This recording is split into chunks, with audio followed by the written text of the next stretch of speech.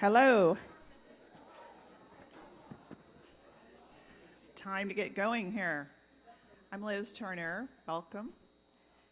And we'll have our opening prayer from Alicia. John Wesley said to be ready to preach, pray, and die. And I think I'm ready for all three. But let's pray. We're glad to be here tonight. Good and faithful God, here's what we know. You are God and we are not. And that's just the way we want it. Because you are good and faithful and holy and just. And it is our desire to be all of that. We know that we're still a work in progress. We're a community in progress. But our desire is to be Christ-like. So, Lord, come and join us in our conversation. Open our eyes and our ears, our hearts, that we would see and hear and know how you're at work in our community. And may all of it be to your glory. Amen. We'll have our family ministries report from Adrian.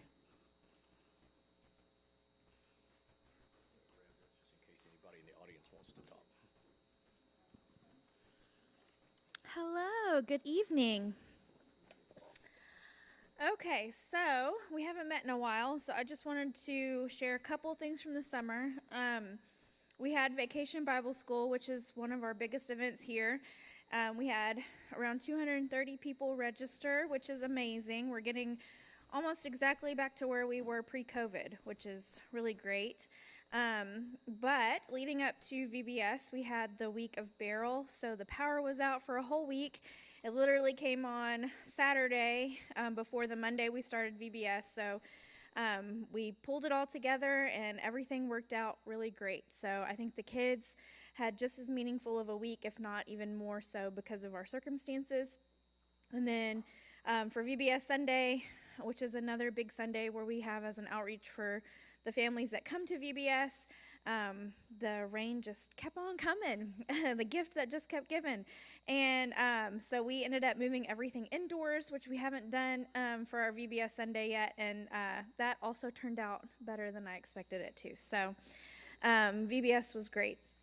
We didn't overschedule our summers with a lot of events because we wanted to spend more time getting to know a lot of our families and catching up. So we did family cohorts where we met for coffee or lunch, and that has been successful. And I'm still, several parents said, I'd rather meet after my kids go back to school than during the summer. So I'm still having lunches and coffees with people, which doesn't have to just be for families. If anybody wants to go get lunch or coffee, I'm free.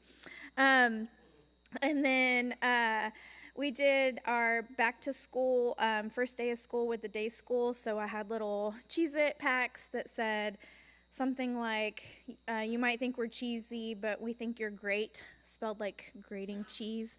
And we gave those out to the kiddos on their first day and greeted them at the door and consoled some parents as they wiped away tears dropping their kids off on their first day. And then tomorrow we do our back to school coffee bar for the teachers here at our day school, but also for Burnett. They're invited to come. We bring in Willow Coffee Company, or Willow Coffee. It's basically a coffee food truck, but they're going to be setting up in the atrium tomorrow, and we're going to provide breakfast and coffee for all of our teachers. And then we start back with Kaleidoscope September 13th, which is a big outreach. And our Pray For Me campaign will start back September 22nd, will be our Pray For Me lunch. And that registration is open if anybody would like to partner with a child to pray for them over the next year, or if you have children in your life that you would like to sign up for us to be praying for. And then our big event this semester is our family ministry camping trip, which is November 15th through 17th. And any kids, littles all the way through teens, will have activities and stuff during the day and free time for families to do their own thing. If you have kids or grandkids or nieces and nephews, or if you know of anybody that would want to join us. But that's what we got. Thank you. Yeah, Robert will give us the finance report.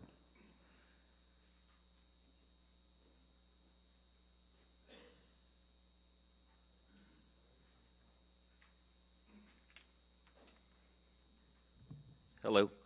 I'm going to go over the finance report that was there. On the finance report, if we start at the top of the page, you can see offerings are down a little bit year-to-date.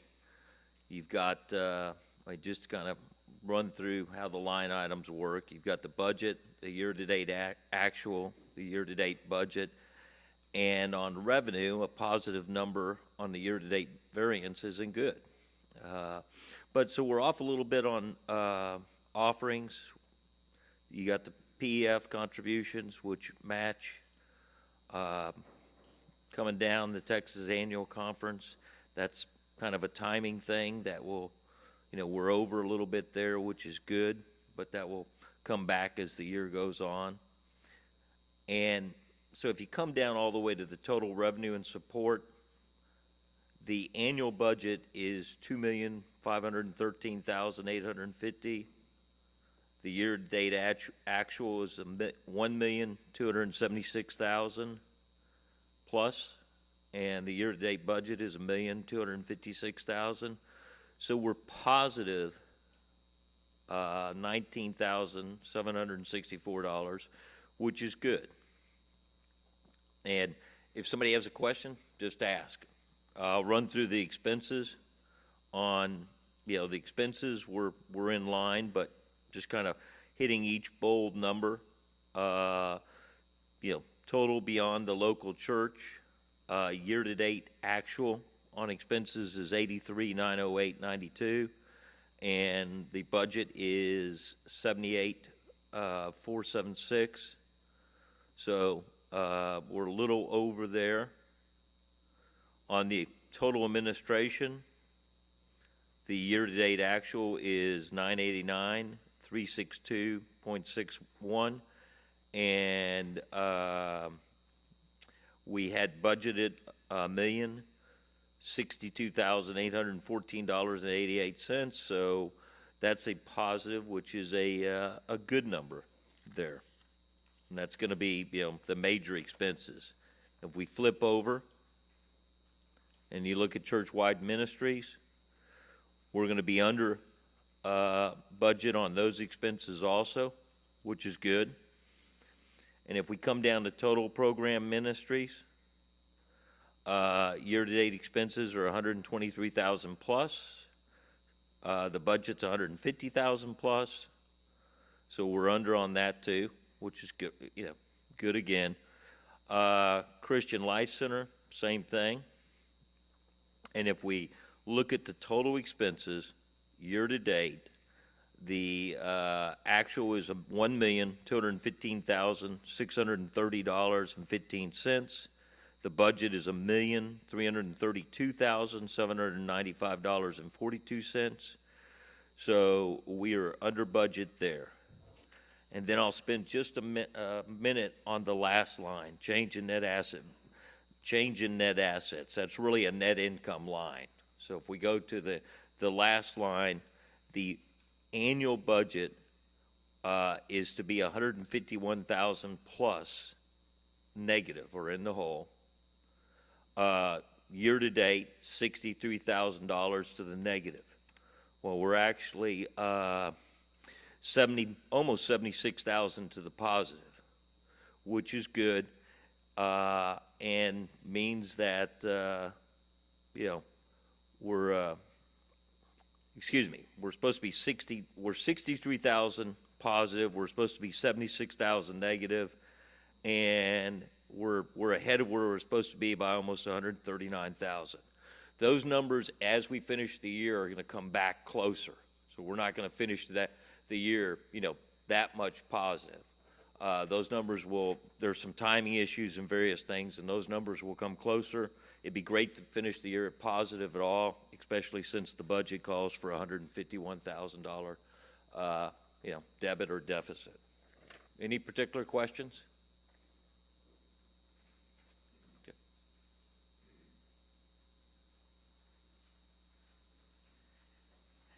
Okay. Larry will tell us about the trustees' report.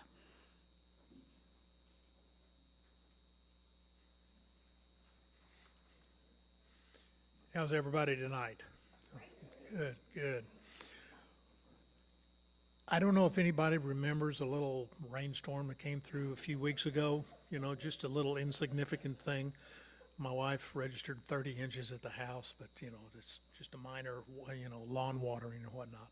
But at any rate, as we all remember, we lost power for a week.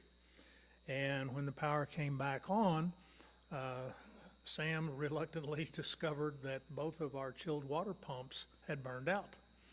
And so no chilled water pumps, no chilled water, no air conditioning, and we're under the gun. So, because we're, it's kind of the old saying, yeah, Sunday's coming. And so Sam made a very urgent phone call to Carrier, and they helped us out, got us a couple of pump motors, and had them put in. And so, as you all remember, we did have services with air conditioning on that Sunday and whatnot. So that's, that was, that actually, we got the pumps, they were brought down and they were put in and running within 24 hours, actually, of when the call was made. So that's, we have to congratulate and pay homage to Carrier for helping us out with that. But also as a result of that, we did experience some additional leaks, the storm damage, and when you have wind and this building and everything, it's constantly moving. So, caulking is breaking and things of that sort. So we do have some leaks. 06 came out and they made an assessment as to what needed to be done, and so they now have a game plan, and so they're working on getting that taken care of.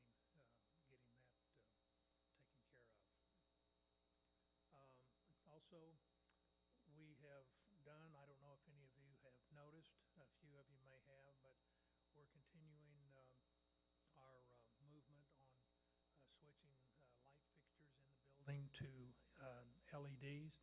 And so in the atrium, not in here yet, sorry. I saw some people looking up. No, not in here yet. We're working on it. But at any rate, we continued on, and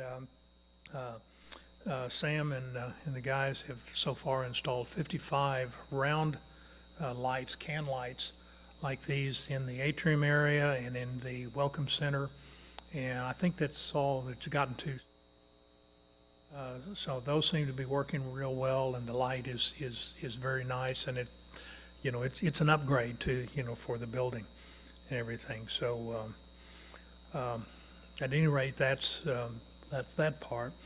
As far as potential major expenses that we want to get into next year, kind of like a lot of us are doing, in our homes, and you hear that quite frequently. We are actively engaged in seeing if we can get a whole church generator, something that will run the building completely and seamlessly, just like the whole house generators in our homes. And that would first of all protect our investments and everything. And we have a lot of equipment, electronic equipment and stuff, and we do have a very nice organ that Tracy and Joanna would be very disappointed if it, quit working. So it would also open up possibilities of usage, in power outages, for the building, as well and stuff. We're also going to continue on our several-year project of replacing the last tar and gravel section of roofing on the building, and doing upgrading to modern materials and bring it up from mid 1960s type construction materials and techniques and whatnot. So we're doing that. And then the last thing is that this parking lot out here on Avenue U side is also, it's asphalt, and the rest of our parking lots are concrete. So we're looking into getting that replaced with concrete, and that'll make a much nicer looking and a little more efficient parking space and stuff. So that's that's all for now. Any questions? All right. Thank you. Lauren Hodges will give us the Moody Day School report.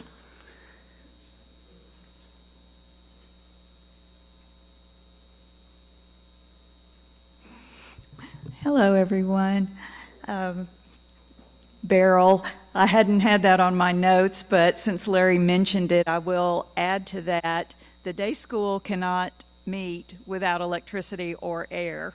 So we have to have both of those. They're pretty important, and because we were out a full week without power, so our parents had to, most of them were home bailing that 30 inches or whatever, but it is something we have to consider, and we came up here, my business manager and I came up here, and Jovanina and Sam rigged something from Barry's office to some long cord around, and we sat up here in the dark and sweated, and somehow or another they got the power working enough for a computer that we had carried upstairs from Dara's office.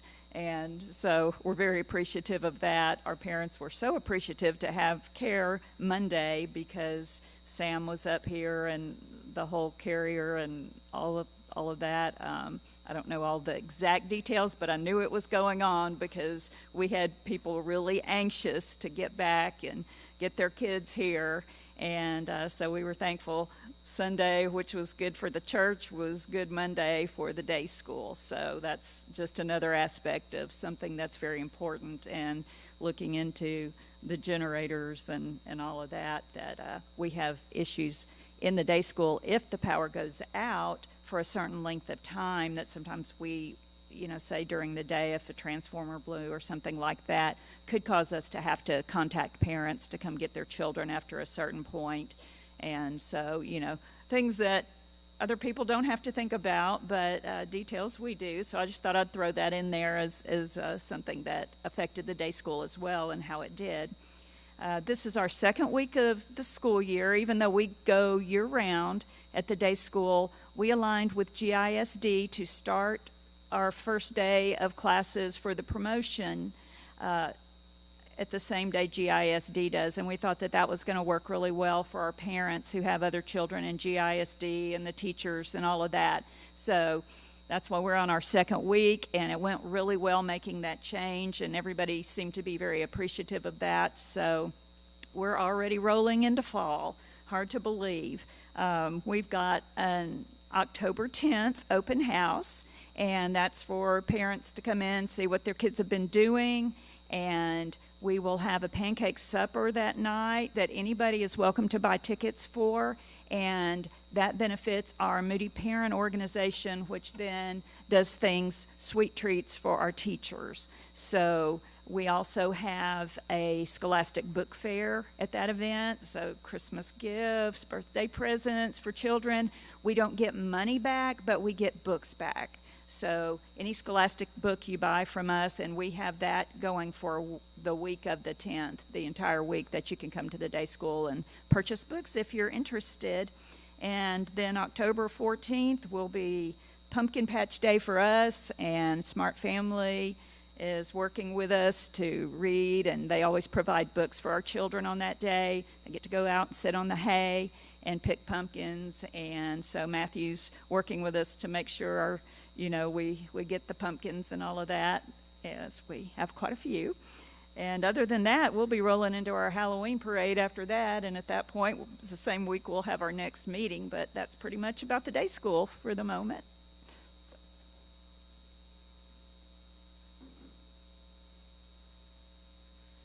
And Corinne will give us the Libby's Place report.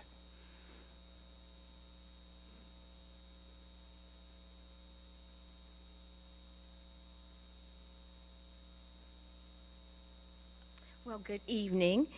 We too had the Beryl effect at Libby's Place. We were without power for a week. Sam beat me to the building and took the wind-driven water out of the front part of the building that came in. And then later that afternoon, my husband and I came in the dark, and the horrible smell of wetness and cleaned out the refrigerator before everything got really bad. And then 2 days later, I got to thinking, there is a staff refrigerator. So Sam came over and helped me with that, so the refrigerators were all taken care of. Our garden area was affected the most.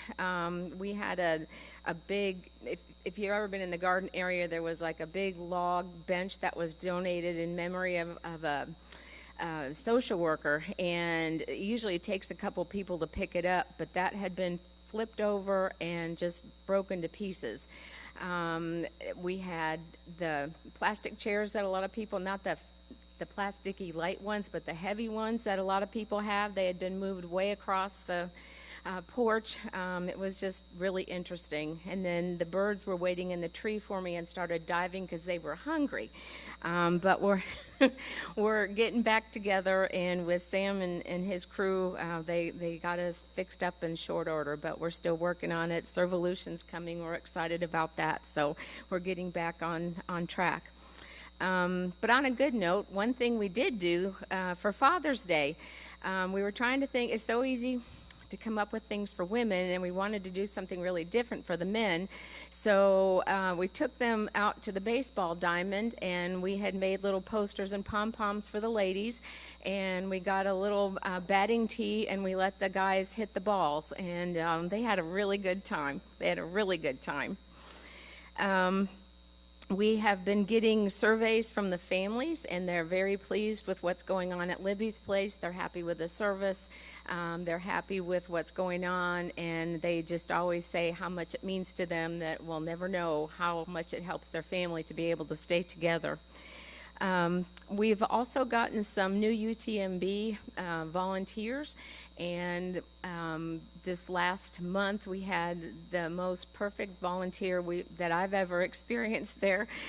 He just dove right in. He's a fourth-year medical student, and he was so wonderful. It was kind of the first time the participants had said they all wanted to adopt him, not marry him this time, but adopt him. So that was pretty important. I had another professor stop by the other day, and the thing I'm really excited about is that it's not just come and volunteer with the old people. It's intentional volunteering, because they're trying to get the first-year students to see what it's like to work with people with dementia, learn how to talk to them, and see what some of the problems are for the caregivers. And what they're trying to do is to help them be able to sit and talk with somebody during one of their appointments in a more caring and better way. I don't know if you've had problems at the doctor's office sometimes, it's like a blank stare. So they're starting early, so this is going to be a very intentional program, so I'm really excited about that. We'll have more nurses coming out as the year starts, so it's kind of nice to see some of all that coming back and being able to help to give back to the future in that way. And we have the Seaside Senior Expo, which for the last calamity of COVID has not happened.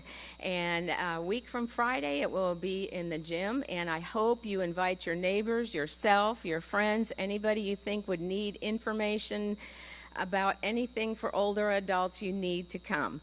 There's going to be vendors there with information. It's really hard in Galveston to find information about what's available for seniors, so this is your opportunity. If you play your bingo right, you'll get a free lunch, so there is incentive, but this is such a good thing. It's a good outreach for people. We've put things out with Meals on Wheels. They were gracious enough to put information out. We've put things at the chamber. We've done everything we can to get people to come. We usually get about 300 people, but we're really excited that this is going to happen. Libby's Place will have a booth there, so we will be present and handing out information and answering questions.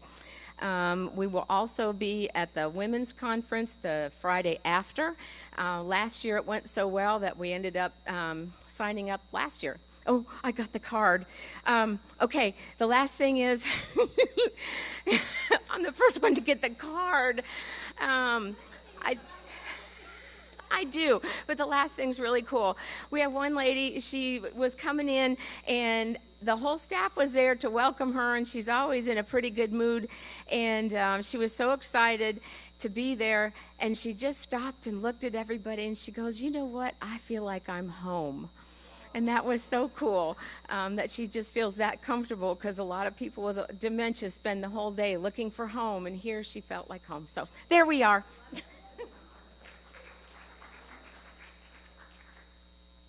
Bert will tell us about the PEF.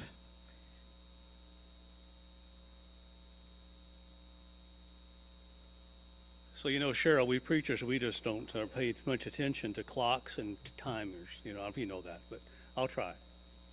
Well, we've had quite a bit of action since the last time we were together. And let's just start with a little bit there. The Health Science Education Center of Galveston College is open. And in the first floor, there's a very nice plaque to honor the originators of the Permanent Endowment Fund. I think you'll like it when you see it. The first floor, turn to the right, and there it is. You might remember we provided a good bit of the equipment for that facility, and it's really nice. You'll just really love that building. So let me give a report on 301 Post Office, because I finally have a lot to be able to say about that. Tremendous progress. I was there yesterday, and the Galveston Housing Plus, the nonprofit that's running that, you have 3 members of your church, of this church, are on that committee, on that nonprofit, has applied for the certificate of occupancy. I don't know how long it takes to get it, but it's been applied for. There will be an open house, date to be determined in September, so please I'm sure we'll get publicity on that. Some living room furniture has been donated. It's in the premise from the Artillery Club, so that's a lot of things going on. The executive director, Lee, has been interviewing. I don't know how you figure out who's going to get in is you interview them. So that's been going on, and my understanding is shooting for October to actually open it up and go from there. So it's really, really close, and almost all it's needed is a few touch-ups and a little bit of painting. That's all that's left. And the room has a bathroom with a closet. It's really, really going to be nice. I think you'll be real proud of that. Just briefly, the clothes closet at Central, which many of you are involved in, is a real blessing to the ministry there. We're happy to also be a part, help to fund that. I'm sure that you have read about what is now our largest grant to date, $8.1 million granted to GISD over a 3-year period for the Libby Shern Moody Performing Arts Center. And that is just really something that we were able to do. And I hope it's a real blessing to the overall community, not let alone the school. Now, we're also in the midst of getting a grasp on the community needs for our city and also county. You have to think county-wide sometimes, too. Now, some things seem pretty obvious, but other needs are hidden, and we've got to lift them up as we discover them. For example, we know that food insecurity is still an issue because the lines at the distribution times are just really long, and that's the case at every distribution in the county. The lines are just long, long, long. We were disappointed to discover, some of the reporting that we had, that the percentage of children who are kindergarten ready in the district has decreased over the last 2 years. That means, of course, that we need more children to be involved in the day schools that have Texas Rising Star ratings like Moody Day School, right? And there are a few others, but that's an issue. And if you're not kindergarten ready, you start out behind. It's really difficult. Also, to piggyback on that, the percentage of elementary children who have third grade level competencies has also been decreasing over the very same 2 years. Now, there are a lot of reasons for that, and you can track them down and trace them down, but here's a couple of reasons. Family structure, whatever you want to put on that.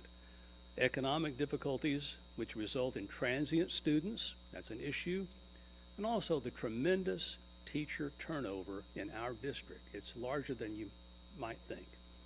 Now, we have lots of issues and lots of needs to address. But there are ways to combat that, of course, and that's part of what we want to do as the Permanent Endowment Fund, look at issues. How can we address it? How can we make a bigger impact? What you need to know, the Permanent Endowment Fund has made a $2.1 million grant, again, to GISD to retain and possibly increase the number of reading specialists at the elementary schools. Our hope is, of course, to keep students involved in reading for pleasure and, of course, for learning. Burnett's in our own backyard, and you've already addressed that, and there are things that we can do. I know the Missions Committee and others are working on that, and it's right there for the taking for mission. The Permanent Endowment Fund also, in conjunction with the Galveston County Health District, is hosting a gathering on September the 4th. The Houston Health Foundation has a program called See to Succeed. Students who fail their vision screening are often referred to an eye doctor, but a certain percentage, usually it's about 1/3 of those referred, do not go for economic reasons or sometimes transportation, and they just fail to get the glasses needed. Every school district in our county has been invited to attend, and hopefully this program can become an asset to our community because they will be able to get exam and glasses all the same time frame. It's really a great program. If a child cannot see, they cannot learn, and behavior becomes an issue. Okay, that's it, and no card for me. Thank you all very much.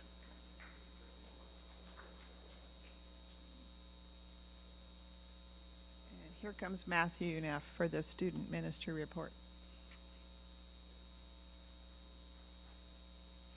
Good evening. I'm going to do my absolute best not to get the card. I can be long-winded. Some of you know that. We are just coming off of an amazing summer, a busy summer.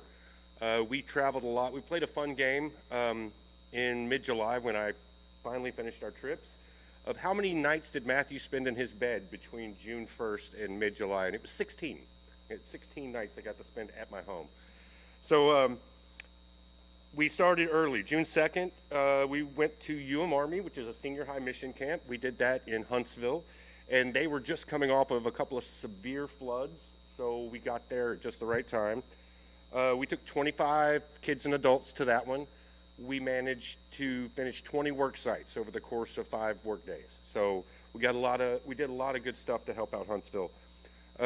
On June 17th, we attended Lakeview Methodist Conference Center, where we went to our district church camp. We took 26 kids and adults to that one. I had the privilege of being the 7th, 8th, and 9th grade age level director. That's an adventure, if anybody ever wants to chat about that. The really cool side is you get a golf cart, and the other side is they give you a walkie-talkie, and they call you constantly. So, but it was a cool thing. Then on July 1st, we got to go we took a mission trip to Branson, Missouri, where we partnered with a group called Elevate Branson. These were our senior high students. And they actually put on a day school at Elevate Branson. They help out a lot of different parts of the community, a lot of their unhoused community. It is a tourist destination, so a lot of their people that work there are seasonal. And people will come work for the summer, and their children wind up sitting in extended stay hotels for the whole summer. Well, they put on this day school, and they bust them in, and that was what we got to help with. Was our kids got to be leaders and help with these kids that got to do some fun stuff. They set up a drum kit out in the playground, and everybody got to play on it, and some reading and math, and just things that help these kids out who otherwise would have sat in a hotel room for the entire summer. So that was a cool thing, and it's great to see our kids get to be leaders and get to help. So then I think our last overnight trip was July the 12th. We went to the UMC of the Pines and took some of our SALT team, our student adult leadership, for a leadership retreat. We did a personality assessment, and we did some planning for the fall, talked about things they were interested in, wanted to be a part of, to try and give back more ownership to the students, because this is their youth group. I'm just there to facilitate it. We took 9 on the leadership retreat. We did 2-day events for our 5th and 6th graders. We did a crossover day where we took them up to Clear Lake and went to Urban Air, and that was a lot of fun. And then we did a crossover night where we actually constructed a Frisbee golf course in the CLC, and the kids got a big kick out of that. We've got a couple things coming up this summer. Adrian pointed this out to me this morning, and then I completely forgot until I made copies. I have some handouts over there. This is our calendar for the fall. Everything on it's accurate except the year. It's not 2023. This is what happens when you use the same template and you don't let someone else proof it for you. But we've got a lot of stuff going on throughout the semester. Midweeks start back on September the 11th. We'll have the same schedule we've had, dinner at 5:30, youth center open at 6. But if you're interested in what curriculum we'll be covering, any of our special events, any of our special after-church stuff, this is everything through December. But my most pressing youth event is our 5th quarter. If you are not familiar with a 5th quarter, it is basically the church opening up after the football game on a Friday night for high school kids to have a safe place to go and hang out with each other and have a good time. We will open on September the 16th. That is right after the Texas City Ball High football game. We'll be open until midnight. We'll have karaoke and food and drinks and volleyball and 9 Square. And it's a safe place. We'll have a police officer on duty. So we all worry about our high school kids going out into the world, especially late at night. And if we can provide an environment for them on a night when most of them are out, I think it's almost imperative that we do that. So we're going to be trying this and hopefully able to schedule a couple more this semester. But does anyone have any questions for me? Cool. And I didn't get the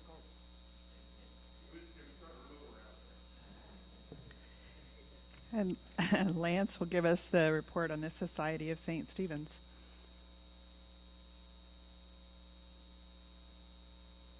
It's good to see everybody.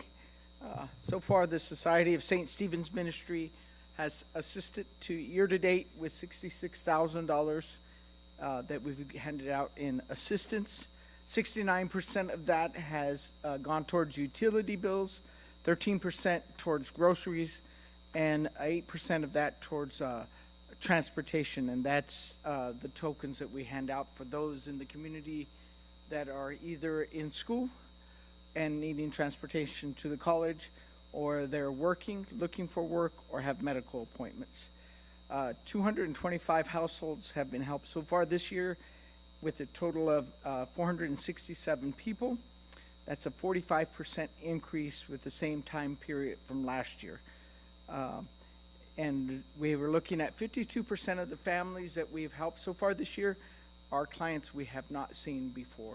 And I've also seen, I would say a third of the ones that I've seen since the hurricane have been not even on Charity Tracker. That means they're not been tracked anywhere in the community looking for assistance. I took a vacation at the beginning of this month, but we've almost doubled the clients seen this month from even with that week off that I had this month. So we've seen a lot. And it's been crazy because I've looked at the electric bills. We had almost a week without power returned, and the electrical bills almost doubled, the ones that I'm seeing. So it's just, and so we're still getting folks that are, they thought they were going to receive FEMA to replenish some of the groceries and the cost of having to leave their homes. And then now they're getting the denial letters, so that funds didn't come in. So I saw it slow down, and I knew that we're just waiting to see, people were waiting to see, and now we're seeing those individuals that have been denied. And it's just, there's a lot. And then, you have families that the kids have gone back to school, so they had those costs, and they have to juggle, I've had people say, well, they know the kids are going back to school. The school is helping, but that's still, when you're living month to month and paycheck to paycheck, the electric bill doesn't go get paid so that the kids can have the supplies they need, or the shoes that they need, or the things that they need to go back to school. I had a mother who I spoke to today. She said, she knew the storm was going to be bad, so she made the decision at that time not to pay her electric bill and not to pay the water bill because they would need to be prepared for the storm. And sure enough, they used that money. So then, and in the summer, we had a lot of parents who the daycare isn't affordable. So they're home with their kids. So during the summer months, their bills go up because they're just buying time till the kids get back to school so they can get back to work. So that's kind of who we're seeing right now. And also just to let you know so that you have it on your radar, we'll be partnering with the day school again this year to do Thanksgiving baskets. But I'm just kind of letting you mark your calendar so that you can be setting the food aside for that project that'll be coming up. Are there any questions? Thank you.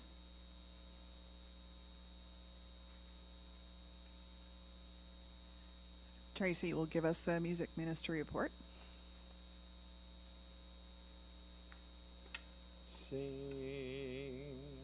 Sing a song, sing out loud, sing out strong. Sing with me if you know it.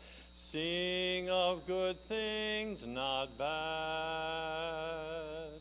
Sing of happy, not sad. Sing a song.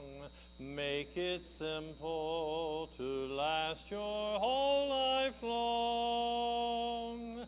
Don't worry that it's not good enough for anyone else to hear.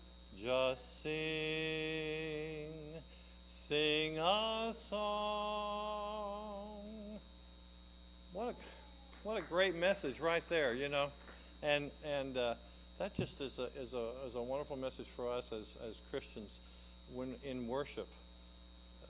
Just sing, you know, and that's just such a huge part of what we do as a faith community. So I encourage you to sing, not just in the congregation, but come sing in the choir as well. There is always a space for those that want to sing. We've continued to have a busy a year in the music ministry area. We go back as far as the spring, lots of wonderful activities to highlight. The children and youth participated in a festival in Houston, Choristers Guild, which is a national organization, in which we have a Houston chapter, and of which I'm the president. We had almost 100 youth and children participate. In fact, we hosted that same festival in 2019, and we had 180 kids here at that festival.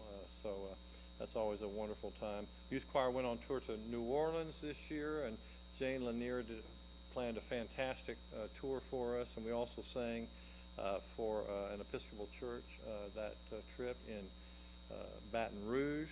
Our summer musical was a great time. Daniel and the Giants, if you weren't able to see that, those students worked wonderfully hard and did a fantastic job. There's, you know, always lots of wonderful opportunities for folks to participate in the music ministry. The one that's most active and every week in and week out, except in the summer months, is the Chancel Choir, which is the adult choir. And we rehearse on Wednesday nights from 7:30 to 9. We continue to be blessed by our scholarship singer program, which provides monies for students who are in university or college. Most of them, the vast majority, studying music education specifically, to come and sing with us. Most of these students have never sung in a church choir, or some of them didn't even grow up participating in a church community. And to be able to give them that experience and then send them out into the world and possibly to direct and or sing at another church is a wonderful opportunity that we've been blessed to be able to give to them, and they continue to be a blessing to us. The Festival Ringers, which is the adult bell choir, continues, and we won't start back. Actually, this week we start back with a bell polishing pizza party. Alicia likes that, bell polishing pizza party. You're all welcome to come and participate in that. If you like pizza and polishing bells, come on ahead. And then we'll start rehearsing next week. The youth choir will start back in September on the 8th. That's Canticum Novum. That's Latin for sing a new song, and what a wonderful description for that. In collaboration this year with the high school director, Larry Menifee at Ball High School, we're going to be offering free voice lessons to any choir students in exchange for their involvement in the youth choir at Moody. So hopefully this is going to, just be a positive for everyone involved. So not just a positive for those students, but also for our community, and an outreach into the local community as well. The choristers, which is the grade 2 through 6 children's choir, is starting back on the 9th. I'm already finished? You're kidding. Wow, okay. That, I guess I sang too long. But we're going to be joining together with the brand new, haven't had a children's choir at Trinity Episcopal for many years, and combining our choirs together and singing at both churches once a month. So that's going to be fun. And then there's a new adult bell choir that's going to be starting. That's going to, I'm tentatively calling Mission Bells. We're going to be playing out in the community, not in the church here, but out in the community. If you'd like to know more about that, let me know. Thanks.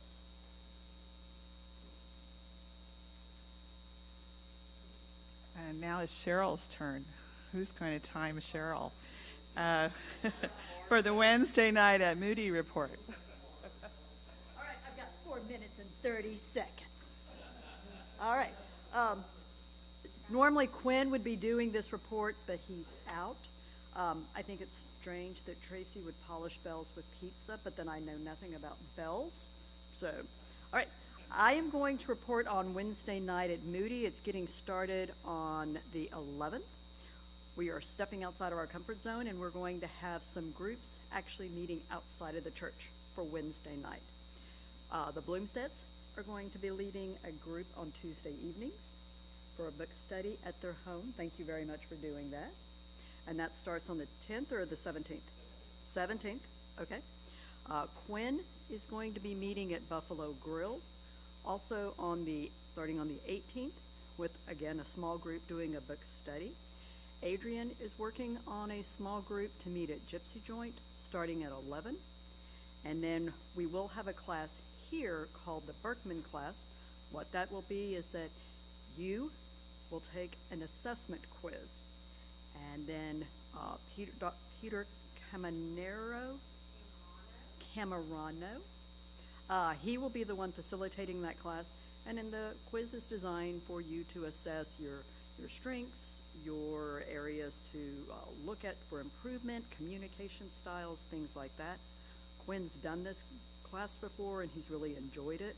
So that's something that will be here in Fellowship Hall. Some of you may be asking, hey, why are we doing some small groups outside? And it's because it's a new opportunity to be out in the community and get away from the church. And, somebody might say, I'd really like to go to Buffalo Grill, or I'd really like to go to Gypsy Joint, or I'd like to go to the Bloomsteads and learn about God and do a study there. So, any questions?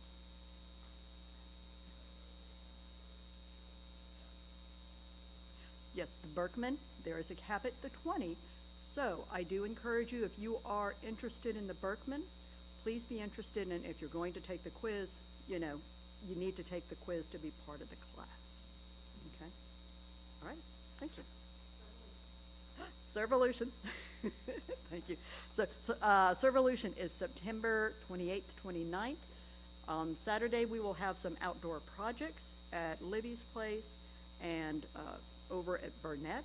And then on Sunday, we are going to have a crazy hour and a half of projects here in the CLC. We're going to do Rise Against Hunger again, which was so much fun last year, and put together grace bags and put together stickers on Smart Family Literacy books, which are going to the pumpkin patch.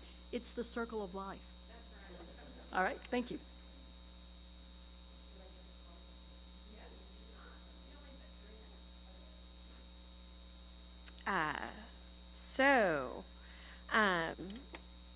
Hi, everybody. First thing we need to do is we have a nomination for a Libby's Place position. There's an open spot on their board. And so nominations brings to you, or lay leadership brings to you, Antoinette Sweeney. She is a longtime participant here at our church. She has been active at Libby's Place as far as like helping with fundraisers. And you'll see her every month at the food distribution and at Bible studies here. So may I have a motion to approve Antoinette to the board? Vivian Pinard, may I have a second? Second. And all those in favor say hallelujah. Great, Antoinette, you are elected, duly elected. We are excited to have her, and she'll do a great job on our Libby's Place board. Speaking of lay leadership, we are gearing up to meet, and we will be meeting this fall and letting you know about leadership. That's on my big to-do list. What's Alicia doing in the fall? Well, we're doing lay leadership, we're doing budget, all kinds of fun stuff like that. But planning for the spring and also Advent. You heard, huh? If you're interested in any position in the church, please talk to Cheryl or me. But Cheryl's my coordinator of all. You know that. You know that. At annual conference this last year, we had a great time. It was really an awesome experience. Nothing controversial happened, folks. But we did learn what's happening in the life of the world and in the church. And you're kind of seeing it represented in our church right now. It's called Fresh Expressions. It's a way of being out in the community and finding ways to connect with people that would not normally come into our church building. Our church building is intimidating. Church buildings in particular are intimidating, and people who have had bad experiences of churches really aren't interested in churches, but they are interested in Jesus. And so by having a Bible study at Gypsy Joint, which, by the way, is going to be a parents group that will meet at the same time that in the evenings when all the other Bible studies are meeting, then it's an opportunity for someone to saddle up and maybe talk about Jesus and talk about spiritual things that they have real questions, but it's not as intimidating as the church building.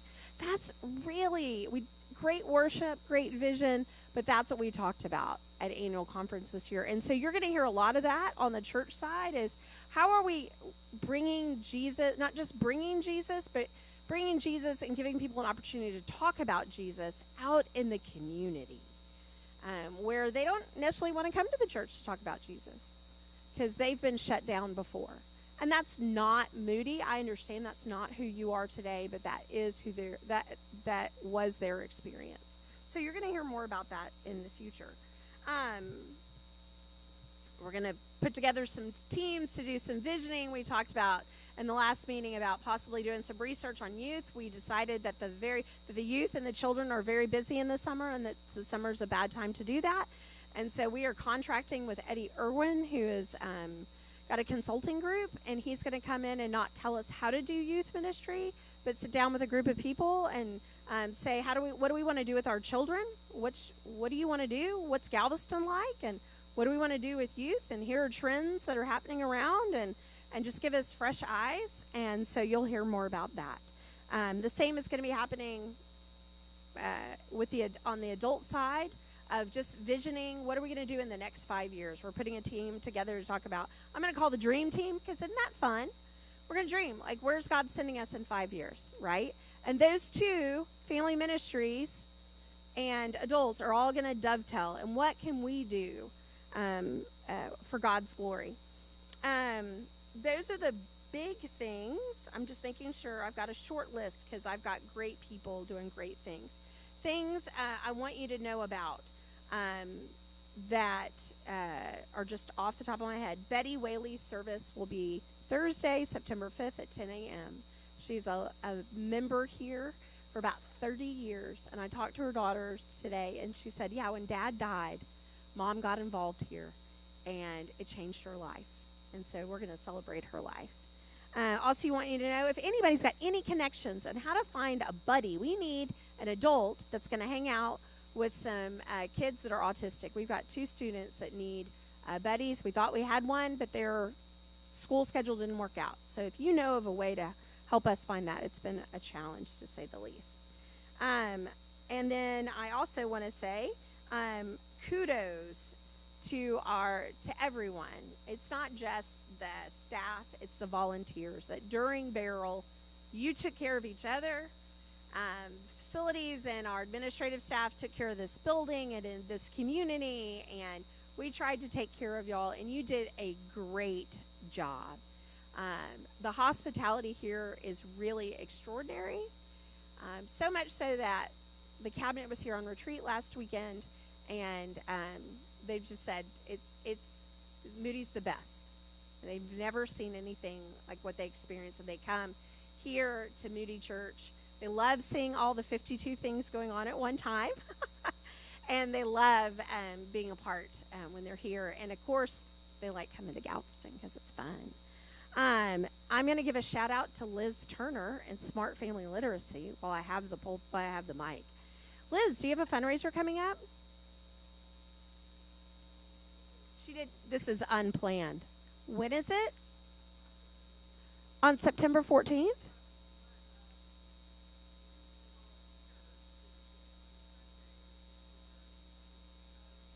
Yes.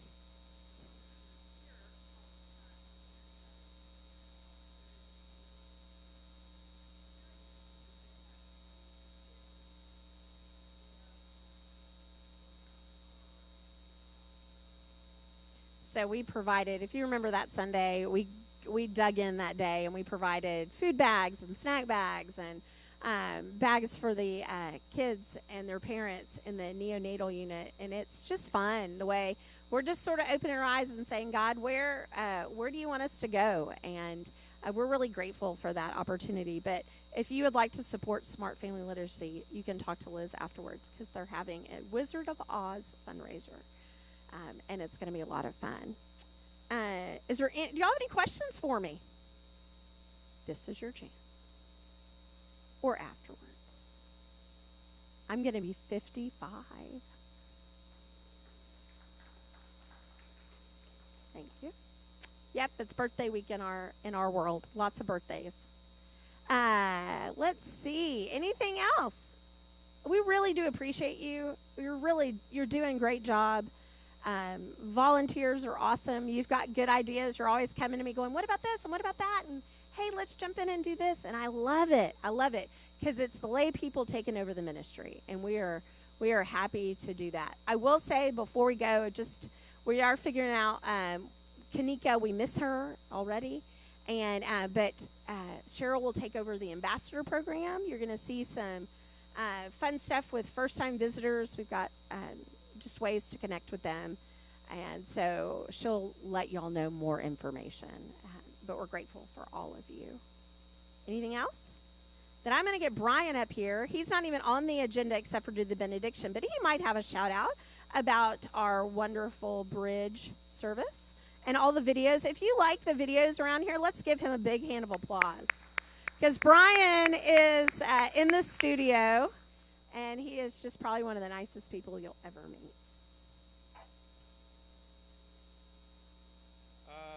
Nothing really new to report on the bridge end, but and the bridge, we for a while back we switched to a new style of worship around tables. We've really enjoyed just kind of the growth that we've been seeing over there, and especially with our children and youth, we're really just create a space for them over there. If you've been over there a couple times, when I do notice adults when they seem irritated with the kids, that I remind the congregation that we have a monitor outside the wall there on the other side where we worship if the kids become disrupted, but they're not for the parents, they're for the ones who are annoyed by the kids. So that's our motto in the bridge. We let kids be kids over there. So, but I just want to close this out in prayer, and if you would just join me in a word of prayer. Gracious loving Father, we just come to you. We just thank you for this time together to report all the great things that have gone since our last meeting and the things that are coming in the future. Father, I thank you for everyone in this room that has been called to this church and all the different capacities that have just not only just been called to come be worshipers of this community, but also to walk through those doors of leadership in this church.